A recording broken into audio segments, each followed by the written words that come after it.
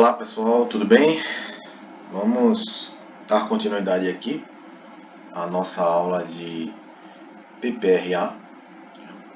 Nós iniciamos falando um pouco aí sobre as características do PPRA, as responsabilidades. Falamos também um pouquinho sobre a estrutura desse mesmo PPRA, né? Também falamos aqui, iniciamos na verdade, o tópico do desenvolvimento do PPRA. E foi aí onde a gente parou na aula passada. Nós chegamos a abordar e falar um pouco sobre a etapa de antecipação e de reconhecimento. Então paramos aí nessa parte. Inclusive cheguei até a mostrar a vocês essa ficha que vocês podem levar para vocês para atuar no reconhecimento quando estiverem elaborando o PPRA de vocês, certo? Então, gente, na aula de hoje a gente vai abordar o restante aí do conteúdo que estabelece a norma regulamentadora 9, que trata do Programa de Prevenção de Riscos Ambientais. E aí, para iniciar, né, essa segunda parte aí da nossa aula, a gente vai falar um pouquinho sobre a etapa de avaliação, a avaliação quantitativa. Então, essa avaliação, gente, essa etapa de avaliação, na verdade, ela será feita em 3 hipóteses, tá? Qual o objetivo dessa etapa de avaliação? A primeira é comprovar o controle da exposição ou a inexistência de riscos identificados na fase de reconhecimento. Como funciona isso, pessoal? Vejam só. Vocês fizeram lá na etapa de reconhecimento todo o reconhecimento da área, os agentes que vocês identificaram, identificaram os grupos de exposição homogênea, vocês verificaram também medidas de controle que já existam, tá? Quando você parte para a avaliação, um dos objetivos da avaliação é verificar se o controle que está sendo feito dessa exposição, no caso, já a gente vai abordar quais são as ferramentas de controle, mas de antemão eu já digo para vocês que temos as medidas de proteção coletiva, as medidas administrativas, os equipamentos de proteção individual, mas, de fato, como é que a gente pode comprovar que essas medidas de controle da exposição elas estão sendo realmente eficazes, né? Ou estão neutralizando esses riscos?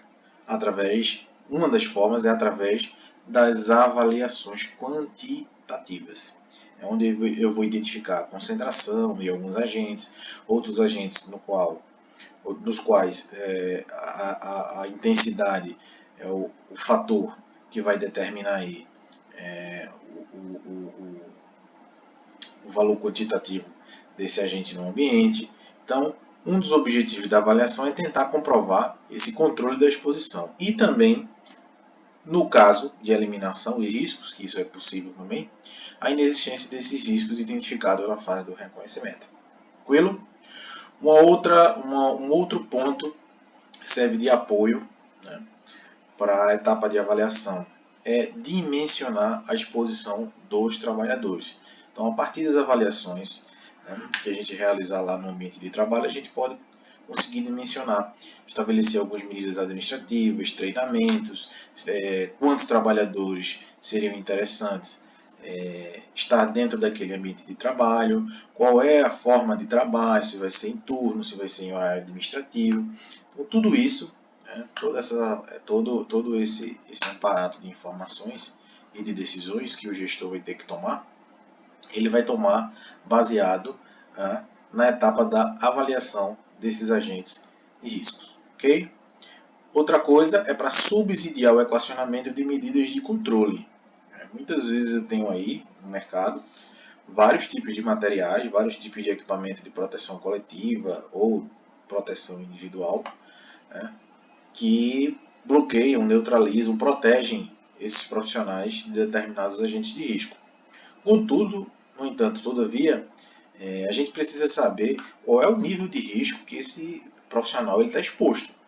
Então, eu, por exemplo, não vou receitar para um determinado grupo de exposição homogênea determinados EPIs que tem um valor absurdamente alto, sendo que esse pessoal ele está sendo exposto, estão sendo expostos, na verdade, a agentes em níveis de concentração menores, nos quais outros tipos de EPIs mais baratos poderiam ser utilizados, ou medidas mais brandas. O contrário também pode acontecer. Eu posso identificar determinados níveis de riscos que são altos, e aí eu vou ter que determinar a utilização de determinados tipos de medidas de controle que demandem um pouco mais de complexidade, um pouco mais de investimento. Mas isso só será possível quando eu faço a avaliação dessas medidas de controle. Ok, pessoal? Então, fica bem claro aí né, pessoal, a necessidade aí da gente realizar essas avaliações. É uma etapa extremamente importante para o desenvolvimento do PPRA, tá? Uma etapa que vai subsidiar aí várias tomadas de decisão, ok?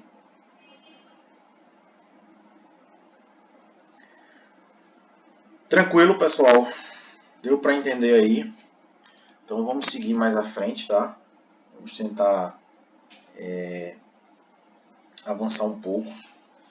Mas antes de avançar, eu queria mostrar para vocês algumas tabelas aí que eu tenho para mostrar a vocês, né? Essas tabelas aí podem ajudar vocês na coleta de informação, tá? Quando vocês estiverem fazendo avaliações. Lembrando mais uma vez que não é matéria desse curso, né? Dessa disciplina, ensinar vocês a fazer essas avaliações. Essas avaliações vocês vão aprender a realizar na disciplina de Higiene Ocupacional 1 e na disciplina de Higiene Ocupacional 2. Mas aí já fica para vocês algumas tabelinhas aí que podem ajudar vocês na coleta de informação das avaliações. Tá? O agente vibração, gente, vocês vão aprender lá em Higiene Ocupacional. Vocês vão utilizar um equipamento chamado acelerômetro. Ele vai medir justamente a aceleração dos profissionais, seja essa aceleração de corpo inteiro, de mãos e braços, enfim, fica a dica para vocês aí e um material para vocês utilizarem nas consultorias de vocês futuramente, tá? Uma outra planilha aqui é para avaliação de calor. A avaliação de calor vocês vão aprender também a fazer nessa mesma disciplina de higiene ocupacional. Vocês vão usar lá o termômetro de bulbo úmido, o termômetro de bulbo seco, o termômetro globo, fazer o cálculo de BUTG, identificar qual a taxa de metabolismo para determinados tipos de atividade. Então fica também aí para vocês, para ajudar na execução da etapa de avaliação. Mesma coisa aí para avaliação de poeiras minerais, para gases e vapores também. Tá? Tudo isso aí eu vou deixar disponível para vocês. Fumos metálicos, a mesma coisa. Ruído também, um agente físico ruído, importantíssimo e bastante utilizado aí dentro do ambiente de trabalho, que praticamente quase todas as atividades industriais, né, infraestrutura, enfim, normalmente tem um nível de ruído um pouco elevado. Então, fica para vocês aí, ok? Então, gente, findada aí essa parte de avaliação, né? Volto a repetir, essa parte de avaliação vocês vão ver mais profundamente em outra disciplina. A gente vai falar um pouquinho aqui, gente, da etapa de controle. Tá? O que é que fala a NR9 sobre essa etapa de controle? Ela diz o seguinte, ó, as medidas de controle devem ser aplicadas nas seguintes situações. E aí ela enumera uma série de situações na qual a gente vai ter que adotar algumas medidas de controle com o fim de proteger a saúde dos profissionais. Tá? E a primeira é, quando identificado na fase de antecipação, risco potencial. Então percebam, né? A gente já falou dessa etapa anteriormente, a gente falou de antecipação, a gente falou que antecipar é identificar os riscos potenciais. Então quando eu identifico esse risco potencial, a minha etapa de controle ela vai ter que ser bem trabalhada para a gente controlar esse risco que já foi identificado lá na etapa de antecipação. Tá? Outra coisa importante, ó, quando identificado na fase de reconhecimento. Quando já existe o desenvolvimento da atividade, do processo de trabalho, do método de trabalho, é na fase de reconhecimento que eu vou identificar esses riscos. Então, a partir do momento que eu identifico esses riscos, eu também vou ter que ter o quê? A adoção de medidas de controle. Então, percebam que essas medidas de controle, as medidas de avaliação, né, elas dependem das etapas anteriores. Tá? Terceira justificativa para a adoção de medidas de controle é quando os resultados da avaliação, ou seja, da etapa anterior, exceder os limites de tolerância previstos na NR15. Gente, para quem ainda não sabe, a norma regulamentadora 15 é a norma que trata das atividades e operações insalubres. É a norma, na verdade, que vai ensinar vocês a caracterizar insalubridade. Tá? Então, a partir da verificação, né, de que as avaliações quantitativas elas excederam os limites de tolerância da NR15, a gente vai ter que tomar medidas de controle, sejam para eliminar, seja para a gente controlar. E aí você pode me perguntar, né, para quem já teve contato, ou enfim, que a NR15 não tem todos os agentes, por exemplo, químicos, e deve-se controlar esses riscos. Então, essa medida, né, terá que ser tomada a partir dos limites de exposição estabelecidos pela ACGIH. Tá, gente? Então, quando não tiver os limites de tolerância estabelecidos na NR15, a gente vai para a ACGIH. Ok? Tranquilos até aí? Outra coisa, quando no controle médico ficar constatado nexo causal, ou seja, os exames periódicos, os exames dimensionais, eles têm o poder de identificar determinados tipos de anomalia de doenças, né, na saúde do trabalhador. Então, quando o médico do trabalho ele identificar, né, que existe uma alteração nos exames, né, na saúde desse trabalhador, e ficar constatado determinados tipos de sintomatologia a determinados tipos de exposições, é necessário que nessa etapa de controle sejam feitos controles mais rígidos da saúde desse trabalhador. Ok, pessoal? Tranquilos aí, mas aí vocês podem me perguntar quais são as formas que nós temos para controlar esses riscos dentro do ambiente de trabalho. E aí eu vou enumerar para vocês aqui, ó, as medidas de proteção coletiva, as medidas administrativas, importantíssimas, e aí eu digo para vocês que é uma das etapas que o profissional de segurança do trabalho deve trabalhar mais, porque é nessa etapa que vai ser desenvolvidos os treinamentos, é nessa etapa que vão ser desenvolvidas aí as novas metodologias, organização do ambiente de trabalho, tá? Então, vocês como profissionais, vocês trabalham muito mais nessas medidas administrativas, ou seja, na mudança da cultura, tá, da empresa. A terceira medida de controle são os equipamentos de proteção individual, né? São as máscaras, são as botas de segurança, as luvas, né? E mais? Capacete, dentre outros tipos de equipamento de proteção. E nós também temos o controle médico, certo? Mas aí eu queria perguntar para vocês, quais dessas medidas elas são prioritárias, né? Qual a hierarquia dessas medidas? Vocês como profissionais de saúde e segurança do trabalho, o que é que vocês fariam? Vocês dentro de uma situação, vocês fizeram lá a etapa de antecipação, identificaram alguns riscos também na etapa de reconhecimento, fizeram alguns tipos de avaliação, e aí vocês partem para a etapa de controle. Qual é a medida de controle que vocês vão adotar prioritariamente? Qualquer uma? Vocês vão escolher aleatoriamente? Vou escolher realizar uma medida administrativa. Eu vou resolver aqui logo partir para o fornecimento de EPIs. É assim que vocês trabalham? Não, gente, essa forma não está correta. A própria norma regulamentadora 9, ela traz uma hierarquia nas medidas de controle, gente. E qual seriam essas medidas, a hierarquia dessas medidas de controle? Prioritariamente, sempre eu devo iniciar as medidas de controle através das medidas de proteção coletiva. Há medidas que vão aí tentar proteger o grupo de profissionais, o todo. Então essa é a minha primeira medida. Muitas vezes o que é que acontece? Por normalmente serem medidas um pouco mais que utilizam um recurso financeiro maior para poder ser implementada, muitas vezes essa etapa é negligenciada pelas empresas. Tá? Mas é a medida prioritária de proteção, são as medidas de proteção coletiva. Ok? Em segundo ponto, estão as medidas administrativas. E aí, por fim, caso você não consiga reduzir esses riscos, controlar esses riscos, neutralizar esses riscos ao nível razoavelmente considerável, você, por último, adota as medidas de proteção individual. Tá? O que é que a gente tem visto na prática aí?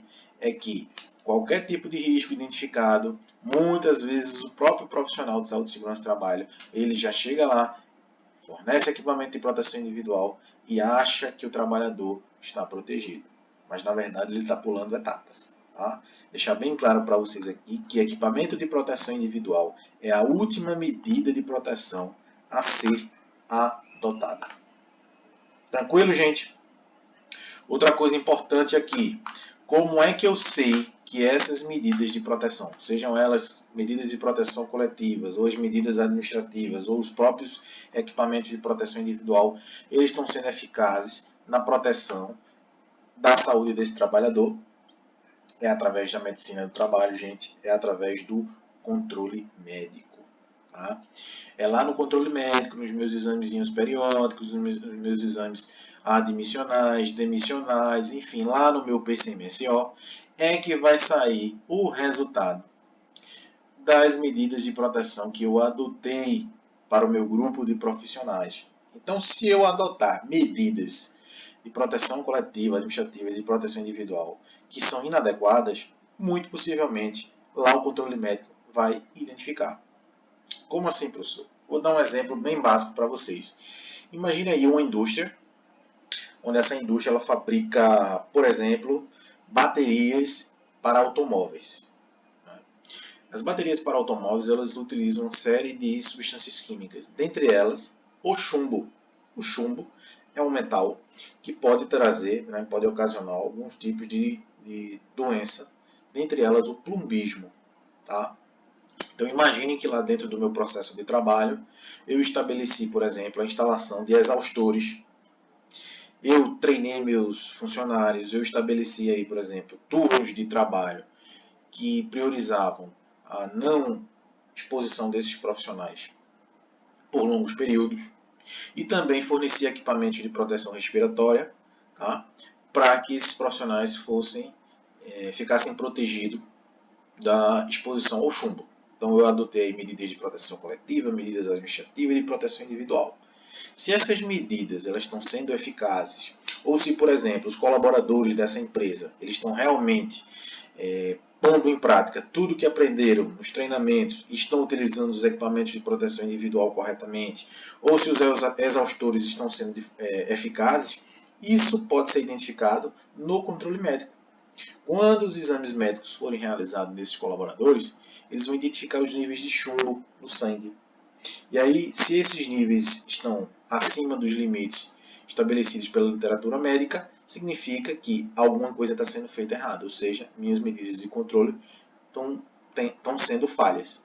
Se estão abaixo, significa que as minhas medidas de controle estão sendo eficazes. Deu para entender aí? Eu acho que isso daqui ele sintetiza aí a união da higiene ocupacional, da segurança do trabalho e da medicina do trabalho. Tá? As medidas também dentro do ambiente de trabalho, né, através das avaliações químicas ou através das avaliações de agentes físicos como ruído, calor, vibração e etc., são essenciais e vão casar com as informações do controle médico. Tá? Então essa etapa de controle é uma etapa que trabalha com várias ciências. Então é uma etapa extremamente importante para a proteção do trabalhador. Ok, gente? Então, para iniciar, a gente vai falar aqui um pouquinho das nossas medidas de proteção coletiva. quando é que essas medidas de proteção coletiva elas devem ser adotadas. Tá? Segundo a NR9, ela diz o seguinte, ó, o estudo, o desenvolvimento e a implementação de medidas de proteção coletiva deverá obedecer, tá, a seguinte hierarquia.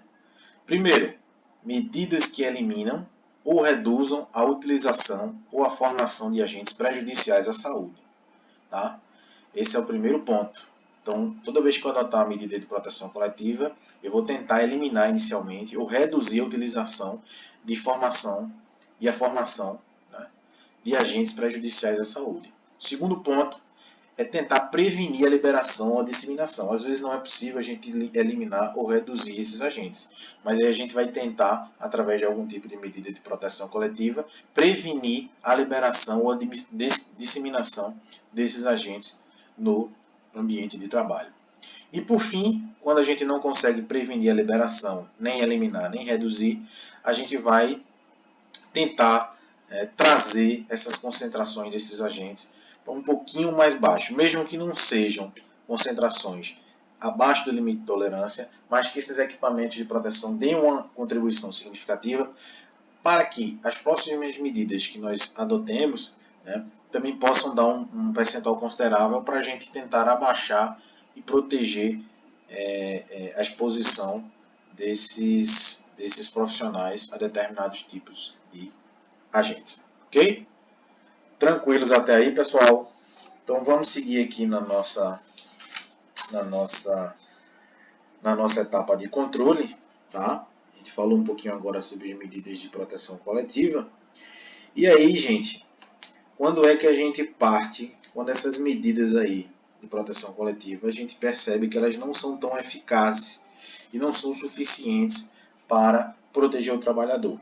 Então, a própria NR9, ela diz o seguinte, ó, que a instituição ou o empregador, quando identificar a inviabilidade técnica da adoção de medidas de proteção coletiva, ou quando estas não forem suficientes, ou ainda se encontrarem em fase de estudo, planejamento, implementação, ou ainda em caráter complementar ou emergencial, deve-se adotar outros tipos de medidas. E essas medidas vão seguir aquela própria hierarquia que eu falei para vocês. Medidas de caráter administrativo e, por fim, as medidas de proteção individual. Ok? Então, dentre medidas administrativas aí para vocês, eu poderia dar exemplos como, por exemplo, a organização de turnos de trabalho, como eu já falei para vocês, treinamentos, mudança de layout do ambiente de trabalho, tá? Determinadas mudanças, por exemplo, de setor de trabalho, eu posso colocar durante 2 dias na semana um determinado grupo de trabalhadores para trabalhar num setor, se expondo a um determinado risco, e durante 3 eles se expõem a poucos riscos, tá? Para tentar aí dar uma balanceada. Tudo isso são medidas administrativas. Eu também posso, por exemplo, mudar determinadas funções do seu local de trabalho. Por exemplo, um indivíduo que trabalha como analista de PCP, né? Planejamento e controle de produção. Digamos que ele trabalha dentro do ambiente de produção. Eu posso tirá-lo e posso colocar, por exemplo, no setor administrativo, para evitar que ele se exponha a determinados tipos de agentes. Isso seria uma medida de caráter administrativo. Então, tudo que for relacionado à atividade administrativa, ao campo administrativo, seria uma medida de caráter administrativo. Ok? E as medidas de proteção individual, professor, quando é que eu vou adotá-las? Como eu falei para vocês anteriormente, essas medidas de proteção, elas são as últimas a serem adotadas. Tá? E o próprio programa, dentro do que considera as normas legais administrativas em vigor, essa seleção desses EPIs, ela deve observar o quê? O EPI adequado tecnicamente ao risco, ou seja, isso parece ser trivial, né? Mas infelizmente a gente tem que falar um pouco disso. A gente não pode fornecer qualquer tipo de EPI. Às vezes, por exemplo, a gente percebe aí, o cara está trabalhando em determinada situação, identificada a necessidade de utilização de luvas. Tá, mas quais são os tipos de luvas que tem no mercado? Eu tenho N. Tenho luva de latex, eu tenho luva de raspa. Então, a depender do tipo de atividade, eu vou fornecer o EPI adequado. E muitas vezes a gente verifica aí, por exemplo, um indivíduo que trabalha como pedreiro na construção civil, ele com luvas de látex, totalmente inadequado. Tá? Então é importante que a seleção do EPI seja feita de forma adequada, considerando o risco e a eficiência necessária para controlar esses riscos. Okay? Outra coisa também que deve inserir dentro desse próprio PPRA, deve ser observado aí, é que o próprio PPRA deve prever a realização de treinamentos com os trabalhadores. Esses próprios treinamentos, eles também são exigidos na NR6, que é a norma que fala dos equipamentos de proteção individual. Então não é só fornecer o equipamento de proteção ao trabalhador. Esses equipamentos de proteção, eles também devem ser fornecidos, tá? Juntamente com o treinamento dos usuários. Outra coisa importante é que tem que se estabelecer normas dentro da empresa, procedimentos, tá? Ensinando esses trabalhadores, isso pode ser feito dentro do próprio treinamento. Tá? Como usar, como guardar, como higienizar, como conservar, como fazer essa manutenção, de quanto em quanto tempo esse EPI deve ser reposto, tudo isso tem que ser observado. Tá? E também, não menos importante, caracterizar as funções, os trabalhadores, né, que estão utilizando esses EPIs. É importantíssimo isso estar também dentro do PPRA.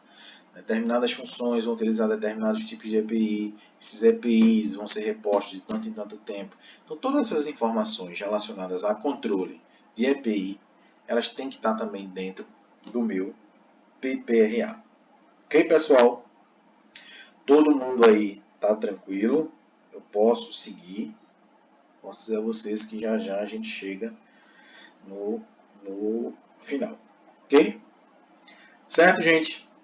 Então, nessa mesma etapa, gente, de controle, eu também tenho uma coisa extremamente importante, que é o monitoramento do próprio ambiente de trabalho. Tá? Esse monitoramento do ambiente de trabalho, gente, ele tem que ser feito de forma sistemática e repetitiva. E como é que eu faço o monitoramento? Através da higiene ocupacional. Tá? É para isso que existe também as medidas de avaliação. Tá? Quando eu faço lá as avaliações, na verdade eu também estou fazendo um controle. Então, de tempo em tempo, eu posso fazer uma avaliação química de poeira no meu ambiente de trabalho, de ruído, enfim. Os riscos que estão presentes lá, que foram identificados na fase de reconhecimento, eles também deveriam ser controlados. Mas, não é só uma vez que a gente faz a etapa de avaliação. Tá? Sistematicamente, a gente tem que fazer o acompanhamento dessas avaliações para que a gente possa estar ou mantendo, ou melhorando, ou reduzindo as medidas de controle dentro do ambiente de trabalho.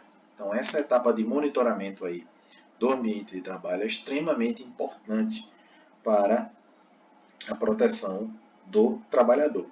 E existem dois itens importantes que a gente utiliza aí para fazer esse monitoramento. Um são os limites de tolerância e o outro são os níveis de ação. Gente, preste atenção no que eu vou falar agora, porque isso vai acompanhar o restante da vida de vocês. Quem for seguir aqui e continuar na carreira de técnico de segurança de trabalho, vocês vão ouvir falar muito nessas palavrinhas. Limite de tolerância e nível de ação. O que seria, gente, limite de tolerância? Limite de tolerância, segundo a própria NR9, é a concentração ou a intensidade máxima ou mínima de exposição a determinados tipos de agentes que não causará dano à saúde do trabalhador durante o desenvolvimento das suas atividades profissionais, gente. Por que concentração? Quando eu falo é a concentração, é porque eu estou falando de agentes químicos. Poeira, gases, vapores. E quando é que eu falo em intensidade? Quando eu estou falando aí de agentes físicos. Quando eu estou falando, por exemplo, de vibração, ruído, calor. Então, todos esses agentes, eles têm limites de tolerância. Ou seja, é um número, é um valor no qual, quando eu ultrapasso, eu estou possivelmente expondo aquele grupo de trabalhadores a uma determinada condição que pode degradar a sua saúde. Ok, gente? Então, preste atenção, por quê? Porque é a partir do conceito de limite de tolerância que a gente vai fazer esse monitoramento. Quando nós realizamos lá as avaliações químicas, nós realizamos as avaliações de ruído, de calor e etc. e tal, essas avaliações precisam de um parâmetro quantitativo para que eu possa saber se está acima ou não do recomendado. E esse recomendado chama-se limite de tolerância. Que atualmente para a gente, a maioria desses limites de tolerância, eles estão lá na norma regulamentadora 15. Tá? Tranquilos até aí? Então, se ultrapassar esse limite de tolerância, significa que eu estou expondo os trabalhadores a condição que pode trazer dano à sua saúde. Tá? Mas o que seria nível de ação? E é nisso que nós, profissionais prevencionistas, temos que nos atentar. Por quê, professor? Porque o nível de ação, pessoal, é o valor acima do qual devem ser iniciadas as ações preventivas para que a gente possa minimizar a probabilidade de desenvolvimento de patologias no trabalhador. Então veja, o limite de tolerância é um limite máximo ou um limite mínimo no qual eu não posso expor esse trabalhador. Já o nível de ação, que a gente chama de NA, é um nível que, quando a gente chega nesse nível, nós já temos que iniciar as medidas de proteção. Como assim, professor? Vejam, se vocês pegarem a NR15 e o anexo de ruído contínuo e intermitente, vocês vão ver lá que existe uma tabelinha de valores de níveis de ruído. E vocês vão perceber que 85 decibéis é o limite de tolerância para ruído. Tá?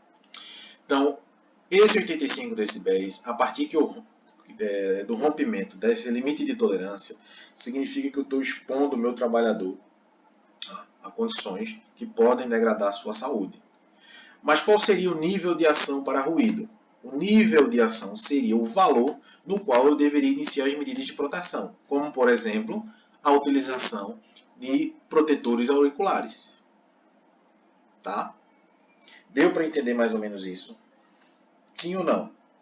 Por exemplo, eu tenho uma substância, vamos para uma indústria petrolífera, uma refinaria de petróleo. Existe uma substância chamada pechileno, que é uma substância que pode trazer aí alguns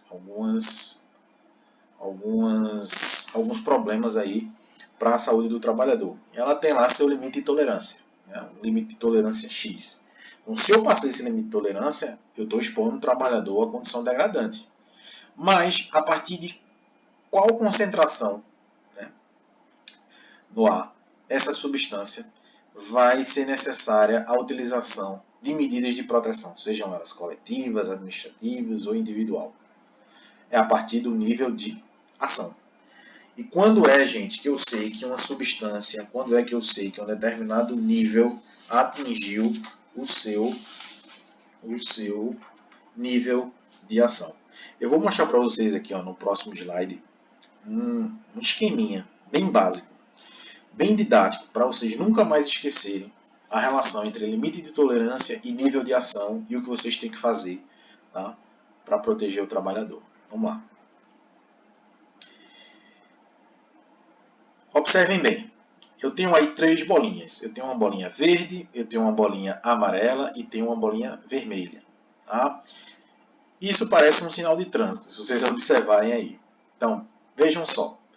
Existem duas situações e eu vou explicar tudo isso que eu falei para vocês baseado nessa figura. Vejam. Imaginem vocês que eu tenho um nível de ação. Tá? Abaixo desse nível de ação é permitido ao trabalhador circular, desenvolver suas atividades, sem qualquer medida de proteção. Ok? Quando eu passo esse nível de ação, eu tenho que tomar medidas preventivas, ou seja, bolinha amarela. Eu tenho que estar atento. Né? Apesar de não ter chegado no limite de tolerância, mas eu estou numa faixa ali que para alguns profissionais possa ser que seja suficiente para degradar sua saúde. Então, rompi o nível de ação, adotei as ações preventivas. Sejam essas ações preventivas medidas protetivas, de proteção coletiva, ou individual ou administrativa. Tá? Mas eu percebi que dentro das minhas avaliações, o limite de tolerância foi rompido. A partir do rompimento desse limite de tolerância, é obrigatório que sejam adotadas medidas de controle. Tá, gente? E aí, ó, para agentes químicos, ou seja, poeira, calor, gases, vapores, o nível de ação ele sempre será metade do limite de tolerância. Como assim, professor?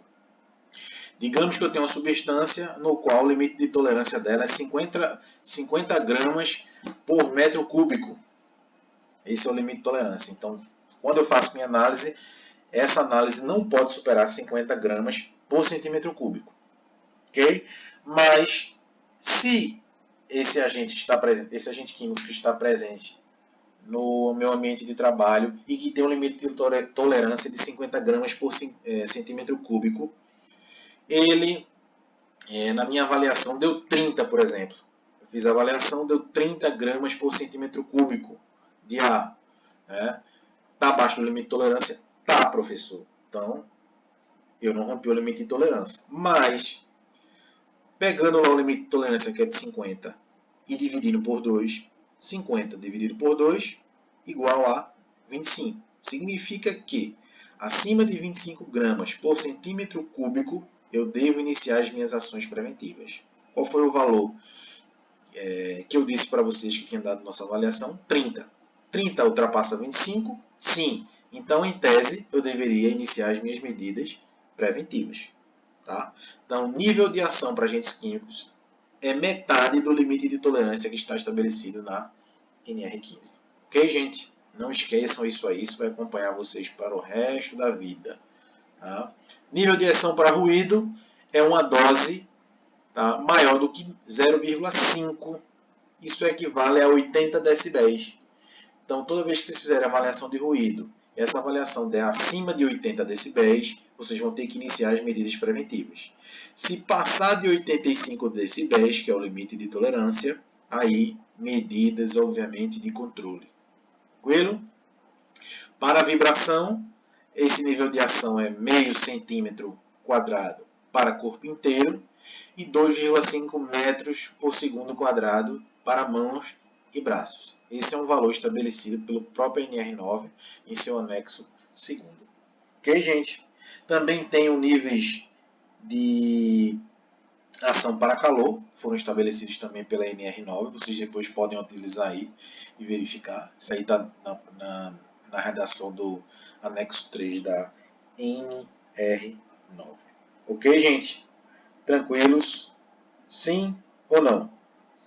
Então, de forma bem resumida, eu queria mostrar para vocês aqui um slidezinho para vocês entenderem o que é nível de ação. Olha lá. É o valor acima do qual devem ser iniciadas as ações preventivas. Quais seriam essas ações preventivas? Monitoramento periódico da exposição, informação aos trabalhadores, controle médico ou até outras medidas de proteção também, como medidas de proteção coletiva. Elas podem ser adotadas como medidas preventivas, para que possa ser minimizada a probabilidade de que as exposições a agentes ambientais ultrapassem o limite de tolerância. E se eu ultrapasso esse limite de tolerância, o meu ambiente está insalubre. Deu para entender isso aí, gente? Isso aí normalmente é cobrado muito, viu? Tanto para engenheiros como para técnicos de segurança em concursos, como por exemplo Petrobras. Sempre cai 2 ou 3 questõezinhas aí em concursos. Tá? Então preste atenção nisso aí, porque isso é extremamente importante para vocês. Ok? Ainda dentro, gente, do desenvolvimento do PPRA, a gente tem uma etapa importante, que é o registro de dados.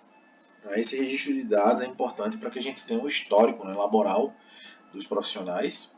Esse monitoramento, quando feito, ele tem que ser registrado de forma sistemática e repetitiva, para que a gente possa ter a evolução, né, das melhorias, ou até mesmo da piora da saúde e segurança da sua organização.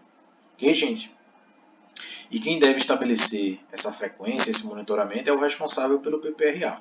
Tá? Esses registros eles devem ser mantidos, gente, por no mínimo 20 anos. importante isso aqui. Tá? Esse histórico, esse registro de dados, eles têm que ser mantido por no mínimo 20 anos. Ok? Tranquilo? Outra coisa importante dentro do PPRA são as informações, tá, gente? Todas as informações, todas as coletas, os controles, os resultados, eles têm que ser informados aos trabalhadores. Por quê? Porque eles são os mais interessados. Então, eles têm direito de saber e apresentar as suas propostas. Afinal, não existe trabalhador mais conhecedor do seu processo de trabalho que aqueles que estão exercendo diretamente lá no chão de fábrica. Ok? Então, as informações elas devem ser repassadas para esses trabalhadores e se dá o direito também a eles de apresentar suas propostas, suas melhorias, para que esses riscos possam ser controlados da melhor forma. Tranquilo? Sim ou não? Sim, né? Então vamos lá.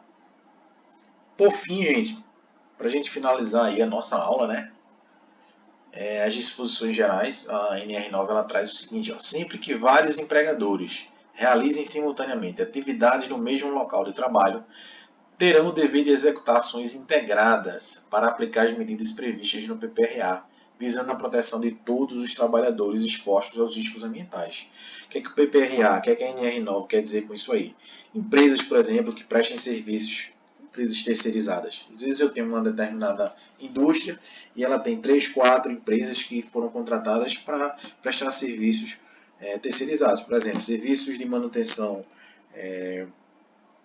mecânica, outros serviços de instalações elétricas, enfim. Muitas vezes eu tenho várias outras empresas terceiras dentro do mesmo ambiente de trabalho. Então a NR9 diz o seguinte, que o PPRA dessas empresas elas devem se integrar, elas devem fazer ações integradas, realizar ações integradas para que todos que estão ali expostos eles possam estar protegidos. Tá? Certo, gente? Outra coisa importante é que esse PPRA também deve levar em consideração informações que tenham sido obtidas pelo mapa de risco. Lembrando para vocês que PPRA é diferente de mapa de risco, tá, gente? Esse mapa de risco a gente vai ver quando a gente elabora, quando a gente trabalhar a Comissão Interna de Prevenção de Acidentes, que é também matéria do nosso curso. Ok, gente? Então, gente, finalizado aí essa etapa, essa nossa segunda parte aí da aula sobre PPRA, eu queria dizer a vocês o seguinte, que eu queria que vocês lessem os anexos 1, 2 e 3 dessa NR9. É importante, porque ele vai falar um pouquinho sobre os limites de tolerância para vibrações, como deve ser feita essas avaliações. Também fala um pouquinho sobre medidas de proteção de trabalhadores em postos de vendedores de combustíveis. Houve uma publicação desse anexo, e também os limites de tolerância, os novos limites de tolerância lá, os níveis de ação para exposição de trabalhadores ao agente físico calor.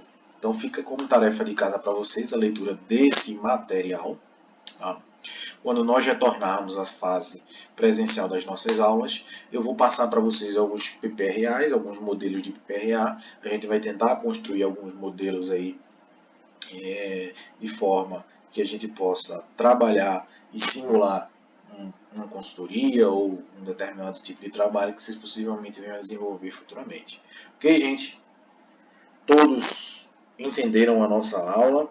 Lembrando para vocês que essa aula está tanto disponível na forma de vídeo, quanto vai estar disponível também, na forma de podcast, para que vocês possam ir da melhor forma, seja aí vocês estiverem indo ao trabalho, ou para aqueles que têm um pacote de dados de internet um pouco menor, talvez o podcast seja mais vantajoso do que as aulas, tá? Mas fato é que vocês não vão ficar sem o conteúdo da nossa disciplina. Ok, gente? Então, eu vou me despedindo por aqui por vocês. Deixo aí um forte abraço, um forte beijo para vocês. Espero que vocês estejam bem. E estou ansioso para que a gente possa voltar às nossas atividades e às nossas aulas, ok? Um abraço, um beijão para todos.